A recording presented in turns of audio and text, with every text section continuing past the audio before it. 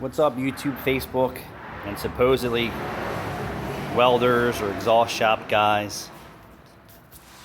So this is for everybody out there that says, can you weld my flex pipe? The answer is no.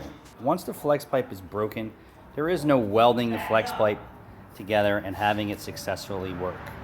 Just not gonna happen. This is by far the shittiest shit I've ever seen happen as far as exhaust repairs. And I'm sure there's some horrible shit out there, but this is completely horrible. This is buried up inside the motor, and they just reached up there with a welder, and they obviously, in my opinion, knew how to weld somewhat, but the area that they were working in was so tight.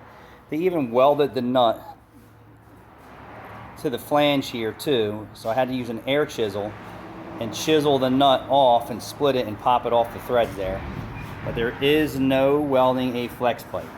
Either replace the whole converter assembly or flex pipe, or chop this out and make a proper flex pipe repair.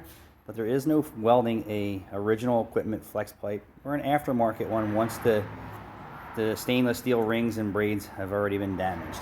And for someone to waste their time and put their name on this is ridiculous. This is buried up inside the transmission tunnel that would be right near the firewall. So they were up inside of here with their welder trying to weld this shit together. They should have just told the customer, no, there's no fixing it. It's going to be $1,500, $500, $800, whatever the cost is. That's what it takes. Thanks for watching.